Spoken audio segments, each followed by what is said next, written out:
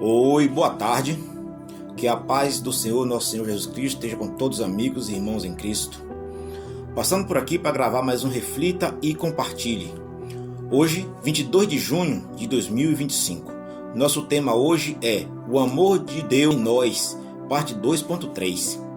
Baseado em Filipenses, capítulo 4, versículo 5, que diz assim: Seja a vossa equidade notória a todos os homens, perto está o Senhor. Louvado seja Deus, O Senhor, Ele está sempre perto, daqueles que o buscam. E se Ele está perto, significa que nós, como seus filhos, podemos aprender com o próprio Deus os seus ensinamentos e a sua vontade para nossas vidas. Uma vez que Deus, Ele faz questão de que nós sejamos cada vez mais parecidos com eles. Foi por isso que quando Jesus esteve aqui, Ele chamou 12 homens para estar com eles. E esses 12 homens Ele chamava discípulo. Então discípulo é aquele que aprende com o mestre. Oh, glória a Deus! Então é isso que nós somos, discípulos de Jesus. E por ser discípulo de Jesus, nós aprendemos diretamente da fonte, diretamente do Senhor Jesus. Então, se nós temos essa oportunidade, que nós não venhamos a desperdiçar essa oportunidade. Que nós a cada dia buscamos trilhar a vontade do Senhor. E isso nós aprendemos no dia a dia, na prática. E aí vem as dificuldades, os testes, as tentações. E aí, pautado na palavra do Senhor Jesus, aí nós vamos colocar em prática aquilo que aprendemos com o mestre, que é o amor. Olha o que diz: suportem-se uns aos outros e perdoem as queixas que tiverem uns contra os outros. Perdoem como o Senhor lhes perdoou. Então, Colossenses 3:13. Ou seja, esse teste que a gente passa é justamente esse, é suportar as pessoas que estão à nossa volta. E isso independe se elas são boas ou más, mas a gente precisa suportá-las. E eu gosto muito dessa palavra aqui, suportar, porque para mim suportar aqui não é apenas de dar suporte, mas é mesmo aturar as pessoas. Ou seja, é um teste. Imagine-se Jesus sendo onisciente, ele tendo ciência de que Judas iria traí-lo e ele excluísse Judas do seu convívio. Jesus, com a sua onisciência, ele sabendo que Pedro mais tarde ia negá-lo, e ele excluísse Pedro do seu convívio. Ou seja, Jesus sabia de todas essas coisas, mas ainda assim permaneceu com eles e, o que é mais importante, dando-lhes oportunidade. A Judas, o Senhor deu oportunidade até o último momento. Ele que deliberadamente decidiu mantê-lo à sua traição. Agora veja a diferença de Judas e Pedro. Pedro também teria tudo também para se afastar do Senhor Jesus após ter negado. Mas Pedro também deliberadamente decidiu pedir perdão e chorar amargamente aos pés de Cristo. E hoje, aquele Pedro que negou a Jesus, hoje nós conhecemos como um homem que foi crucificado ao contrário de Jesus, de ponta cabeça, porque ele achava indigno de ser crucificado como seu mestre. Então, olha aí a diferença. E Pedro achou graça diante do Senhor. Tanto é que lá em Atos do Apóstolo está dizendo que uma pregação de Pedro, mais de 3.000 almas foram salvas.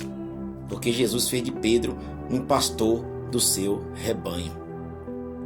Significa que para todos nós, que deliberadamente buscarmos ao Senhor e buscar fazer a vontade do Senhor e não a nossa, obviamente também que seremos também achados graça diante do Senhor. E possamos ser um suporte para a obra dele aqui na terra.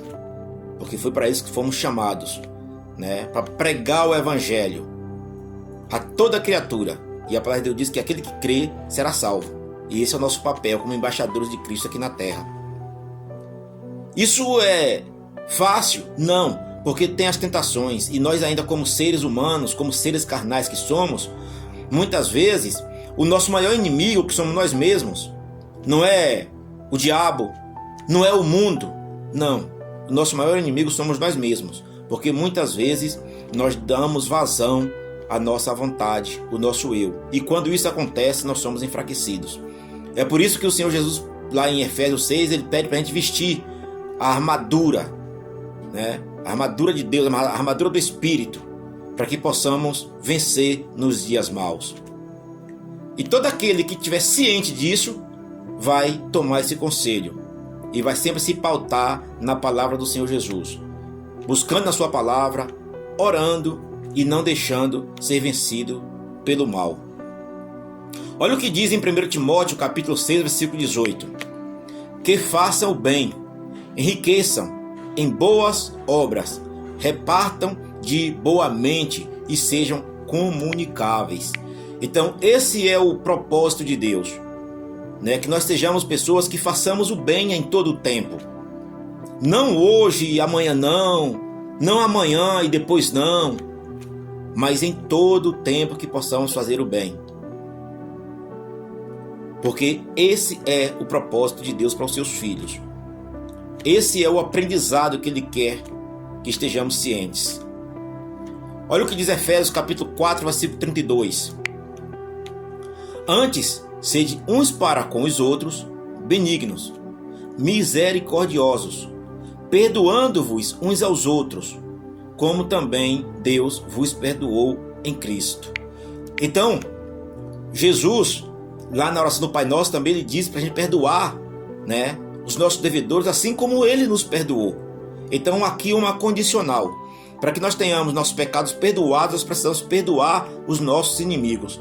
E ele aqui não pergunta se estamos preparados, se estamos prontos. Não, porque o perdão não é um sentimento, mas é um mandamento. E eu preciso perdoar, com a condição de que se eu não perdoo, eu não serei perdoado. Tá? Portanto, é bom que eu tenha ciência disso, de que eu preciso perdoar o meu próximo para que eu seja chamado filho de Deus. O filho, ele é parecido com o pai. Então, assim como Deus, assim como Jesus perdoou seus algozes, eu preciso perdoar as pessoas que estão à minha volta, até mesmo aquele que seja o meu pior inimigo, para que eu também seja perdoado. Esse é o grande teste que eu tenho que passar, tá bom? Então que o Senhor a cada dia, Ele trabalha em nós, né, esse nosso lado humano, para que possamos a cada dia ser mais parecido com o Mestre, porque é isso que Ele requer de nós, né, que nós sejamos a cada dia parecido com Ele. É por isso que Ele faz questão de estar perto, é por isso que Ele nos selou com o seu Santo Espírito, para que nós possamos a cada dia ser parecido com Ele, porque o Espírito Santo de Deus, Ele não falha em nós. Ele a cada momento ele nos diz o que é certo, o que é errado, qual caminho, qual trilha seguir. E aí cabe a nós tomar a decisão, porque Ele não é um espírito, Ele não é um Deus invasor que nos oprime a fazer aquilo que Ele quer, mas Ele nos mostra o caminho e cabe a nós seguir ou não.